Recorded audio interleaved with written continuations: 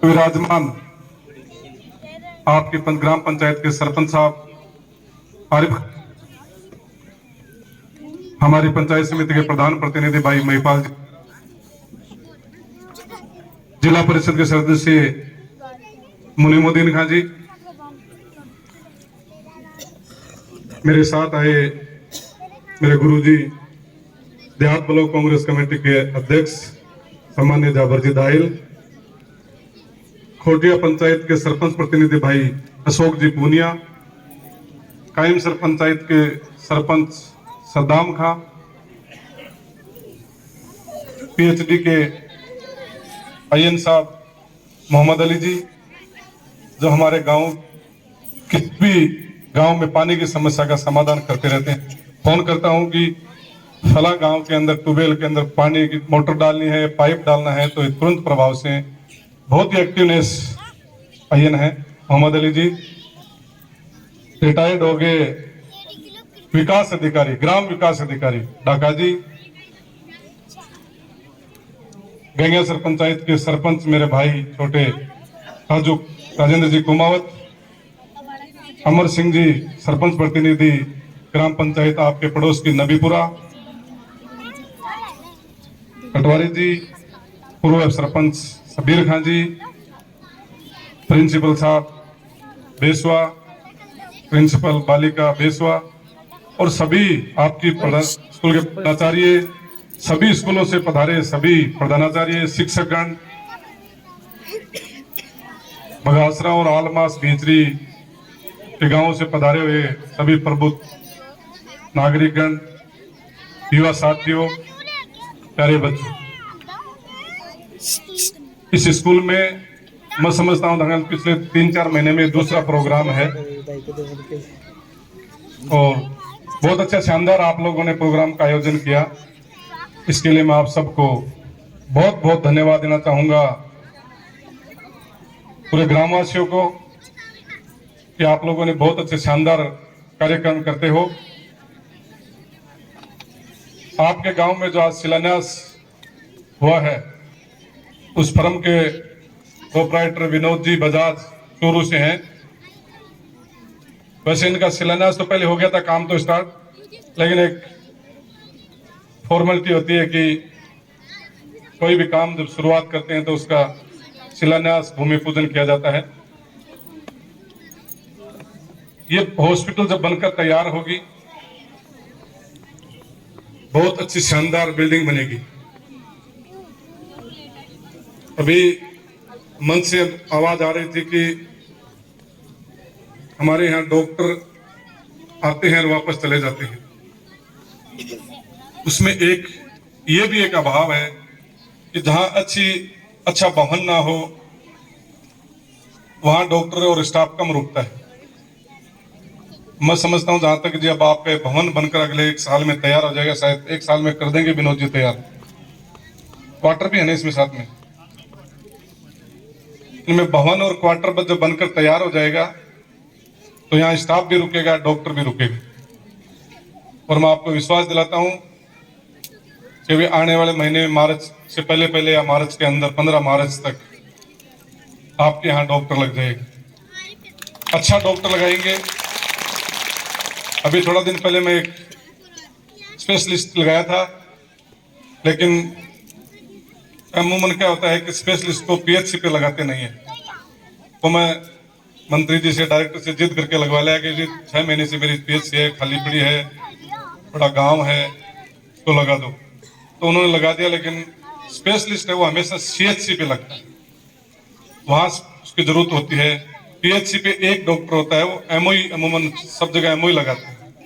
अब हमारी सरकार ने तकरीबन 1000 एमओ और लिए हैं, रोज पास आउट हुए हैं और सिलेक्शन भी हो गया। और बहुत अच्छी बात है, एक अच्छी खुशखबरी है कि अपने विधानसभा क्षेत्र से कम 20 डॉक्टर बने। मेरे पास 20 लोगों का फोन आ गया कि हमारा बच्चा है, हमारी बच्ची डॉक्टर बनी है, जहां अपने खाली पोस्ट वहां लगाओ। मैं मंत्री जी को कहकर आया कि या तो आप मुझसे नाम मांग लीजिए और या अच्छे जो डॉक्टर पास आउट हुए हैं उनको लगाना है। तो मैं समझता हूं जहां तक अगले महीने के अंदर, 1 महीने के अंदर डॉक्टरों को पोस्टिंग दे दी जाएगी, तो तब बघासरा में भी डॉक्टर लग जाएगा। और जो एमओ अभी लगेगा वो 2 साल तक कंटिन्यू आपकी सेवा करेगा।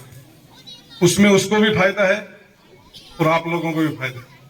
उस डॉक्टर को यह फायदा है कि उनको पीजी में बेनिफिट मिलेगा रूरल एरिया के पीएचसी पे जब वो ड्यूटी करेगा तो, और आप लोगों को यह फायदा मिलेगा कि वो कंटिन्यू आपकी सेवा करेगा।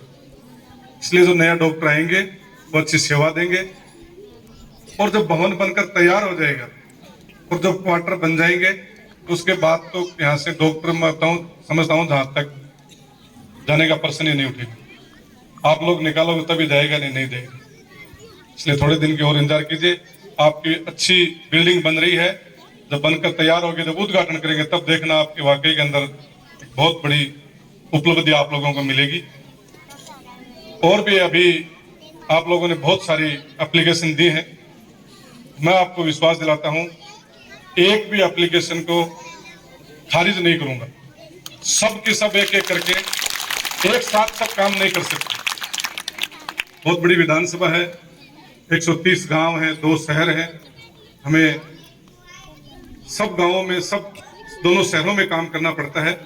इसलिए धीरे धीरे प्रायोरिटी वाइज आप लोगों की जो एप्लीकेशन आई है सब में मैंने नोटिंग कर ली है और मैं मेरी ऑफिस में दे दूंगा। जो जो हम डिपार्टमेंट वाइज हमारे पास बजट उपलब्ध होगा, उस उपलब्धता के आधार पर आपके सारे काम करेंगे। मैं समझता हूं जहां तक फतेहपुर विधानसभा क्षेत्र की 2 ही पंचायत हैं सबसे ज्यादा बजट लगने वाले, बीबीपुर और भींचरी।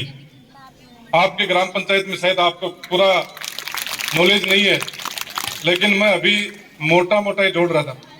भींचरी ग्राम पंचायत तीनों गांवों में तकरीबन 10 करोड़ रुपए खर्च हो चुके हैं और काम भी चल रहे हैं। बिल्डिंग है, सड़क है, ट्यूबवेल है, पाइपलाइन है। ऐसे कामों के 10 करोड़ के समथिंग बजट आपका पहुंच गया। और जल्दी एक और आपको सौगात मिलेगी, 6-7 करोड़ रुपए की एक और योजना है, उसमें आपके दोनों तीनों गांवों को ले रखा है। उसका भी आप तीनों गांवों को उस काम का फायदा मिलेगा। वो भी जल्दी मैं समझता हूं जहां तक इस बजट के अंदर ही घोषणा हो जाएगी उस काम की। और भी कोई आप लोगों के गांव का कोई काम होगा, मैं आपको विश्वास दिलाता हूं कि एक अभी फैन साहब ग्राउंड के दे रहे, मेरे पास ऊपर पड़ी है ग्राउंड वाली पर्ची, बच्चों ने दी थी कि ग्राउंड काटने की बच्चों की डिमांड है। मैं उसी टाइम पटवारी जी से रिपोर्ट ली थी कि पटवारी जी ये जमीन की किस्म क्या है। पटवारी जी हमें रिपोर्ट दिया कि पटवारी जी मुझे बुलाया कि साहब माफ करें आके, और तहसीलदार जी और एसडीएम साहब से बैठ करके बात करेंगे। जिस तरीके से हमने पीएचसी की अलॉट कराई थी उसी तरह पर इस ग्राउंड को भी अलॉटमेंट कराएंगे। ग्राउंड के लिए जमीन थोड़ी बड़ी चाहिए, इसलिए एसडीएम लेवल का काम है। एसडीएम साहब और तहसीलदार के साथ बैठ करके जहां हमें जगह उपलब्ध होगी, ये जगह पटवारी जी कह रहे हैं कि वो जो हम पावर हाउस के पास जो जमीन है वो गोचर की जमीन है। गोचर की जमीन में से अलॉटमेंट अभी सुप्रीम कोर्ट का बैन है, लेकिन हम क्षतिपूर्ति करके जिस तरीके से इसकी पीएचसी वाली की थी उस तरीके से कहीं भी क्षतिपूर्ति करके और इसका प्रस्ताव भेज करके एसडीएम के थ्रू और इस ग्राउंड को कटवाने की कोशिश पूरी करेंगे। कहीं इसकी पैरवी के अंदर कमी नहीं आने दूंगा। मैं आपको विश्वास दिलाता हूं युवा साथियों को कि चाहे कलेक्टर पर हो, चाहे मुख्य सचिव हो, चाहे राजस्व सचिव हो, किसी के पास भी जाना पड़े इस ग्राउंड को कटाने के लिए, मैं इन लोगों से प्रस्ताव लेकर के ग्राम पंचायत से, पटवारी से और एसडीएम साहब से पूरा प्रयास किया जाएगा। 1-2 ग्रेवल सड़कों की भी मांग आई है, डामर सड़कों की भी मांग आई है।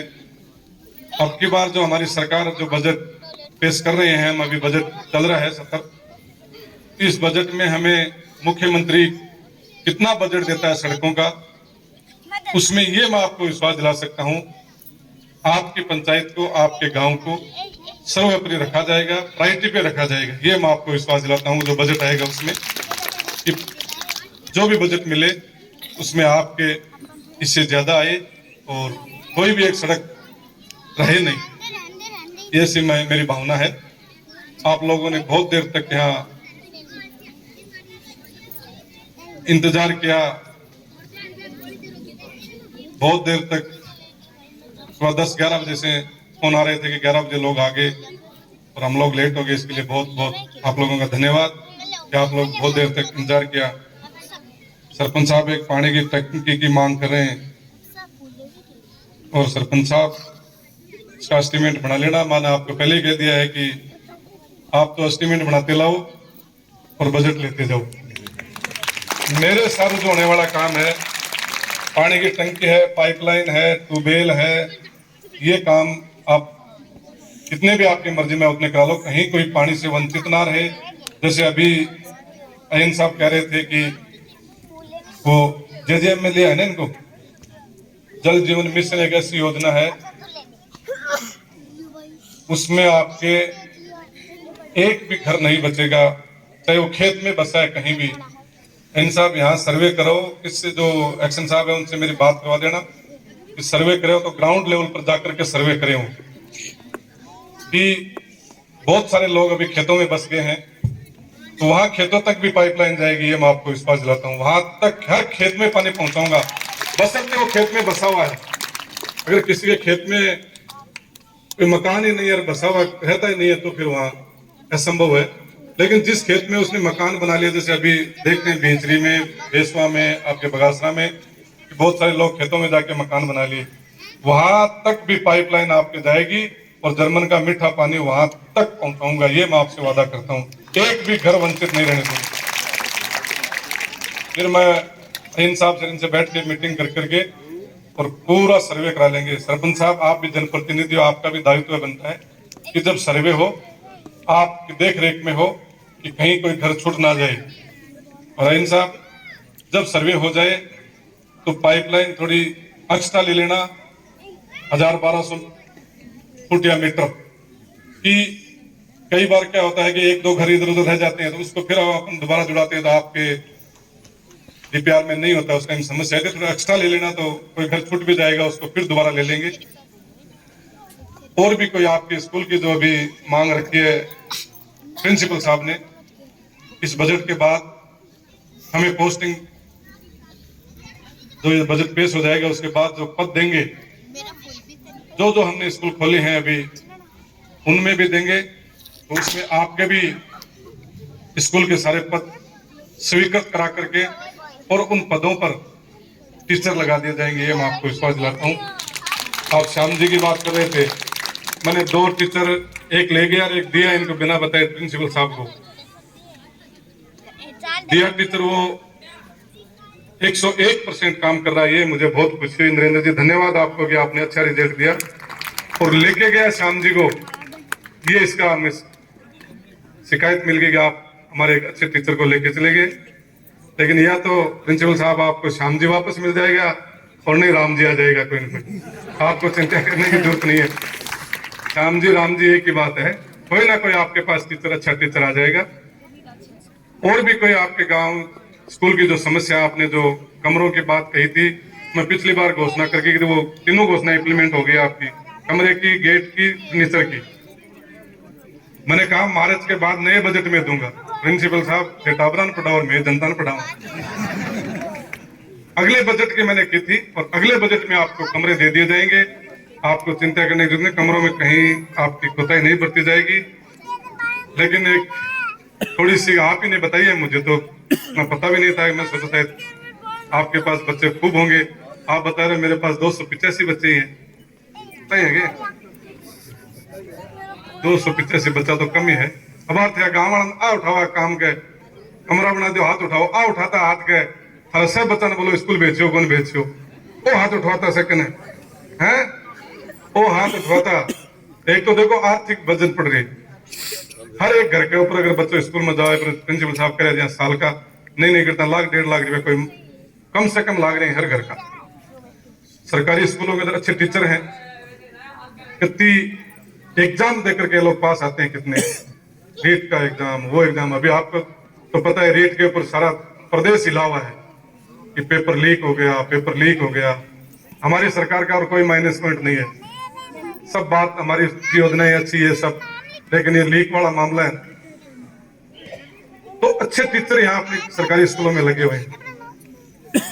एक तो मैं आपको सरकारी योजना के बारे में बता दूं कि हमारे पास अमूमन फोन आते रहते हैं कि जब कोई बीमार होता है, कोई एक्सीडेंट होता है, तो मैं उनको पहले यही पूछता हूँ कि चिरंजीव है कि अब बना रहे हैं, वो पहले तो बनाए हो अरे तो बेटी का बाप जो सरकार बनाने लग रही है, देने लग रही है, तो इन थाने बहुत जागरूकता लेनी पड़ती कि कोई भी घर भी चिरंजीव योजना से जुड़े बगैर ना रहे। 850 रुपये लगते हैं। मैं आपको वादा करता हूं, सरपंच साहब लिस्ट बना लीजिए, जितने आदमी, जितने घर परिवार, एक परिवार का एक जन आधार कार्ड बनता है, अगर कोई 850 रुपये नहीं भर सकता, उसकी लिस्ट बना के मुझे दे दीजिए, मैं भराऊंगा उनके सबके 850 रुपये, और कोई भी वंचित ना रहे। अब जब किसी का हार्ट का आ जाता है, कोई एक्सीडेंट हो गया, पैर टूट जाता है, या अचानक कोई बीमारी आ पड़ती है, एसएमएस में वर्कलोड ज्यादा है, हमें कहते हैं साहब एसएमएस में फोन करो, हम एसएमएस में फोन कर देते हैं, लेकिन एडमिट तो हो जाता है, लेकिन उसके बाद हालत क्या होती है वो आप सबको पता है। अगर चिरंजीव हो उसके पास, तो प्राइवेट हॉस्पिटल में लेके जाओ, कार्ड दिखाओ और एडमिट हो जाओ। एक आपसे निवेदन है कि हर घर चिरंजीव से जुड़ जाए। ये आपको बताऊं कि अपनी शिक्षा का अभाव मानो या जानकारी का अभाव मानो, इसकी वजह से हम लोग इससे नहीं जुड़ रहे हैं। बाकी अन्यथा तो जो इनकम टैक्स पे है, सरकारी कर्मचारी हैं, सरकारी कर्मचारी का चलो आरजीएचएस लागू है, लेकिन इनकम टैक्स पे करोड़ों करोड़ों रुपया कमा रहे हैं महीना का, वे लोग भी योजना में जुड़ रहे हैं 850 रुपया जमा करके। क्यों कि 850 रुपया जमा करने के बाद जबकि हॉस्पिटल में करोड़ रुपया को कमाने इलाज करा भी में थरोसी भी में सीकेस हो, मणिपाल हो, चाहे इंटरनल हो, महात्मा गांधी हो, फोर्टिज हो, सारी हॉस्पिटल में यह सुविधा उपलब्ध है। अब क्या वो थोड़ा बदमाशी करते थे वो डॉक्टर लोग, उसका भी हमारी सरकार अब की बार एक ऐसा बिल लेके आ रही है, राइट टू हेल्थ, कि जिसके पास जन आधार कार्ड है उसके चाहे कोई भी बीमारी हो, उस हॉस्पिटल की जिम्मेदारी बनती है कि उस पेशेंट का इलाज करे। अगर वो शिकायत मिलती है कि हम गए और हमें ये कह के यहाँ से निकाल दिया कि हमारे पास चिरंजीव योजना की सुविधा नहीं है, उस हॉस्पिटल का, उस डॉक्टर का रजिस्ट्रेशन कैंसिल कर दिया जाएगा। ये कानून हम बनाने जा रहे हैं अपनी बात, इसलिए इस योजना से जुड़ना बहुत जरूरी है। आने वाला समय है, कब किसको क्या पता, क्या बीमारी आ जाए, क्या हो जाए, इसलिए सब जुड़ जाएं। और भी बहुत सारी योजनाएं हैं, उनमें आप लोग योजनाओं का फायदा लो। और ज्यादा न बोलते हुए एक, हाँ, ये शमशान भूमि की 4 दीवारी की मेरे पास एप्लीकेशन आई है, मैं उनको विश्वास दिलाता हूँ, इतना का आप बजट मुझे बता देना तो सबसे पहले आपका कर दिया जाएगा।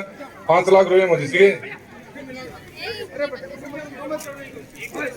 चलो आप बजट बता देना मुझे, और आने वाले इस अभी जो हमारा चल रहा है 10 दिन 5 दिन के अंदर आपकी अभिशंसा भेज दी जाएगी, और शमशान की 4 दीवारी आप करा लेना, कोई दिक्कत नहीं, आपकी 4 दीवारी सबसे पहले कराई जाएगी। और भी सारी एप्लीकेशन मेरे पास है, सबको एक एक करके सबको काम कराया जाएगा।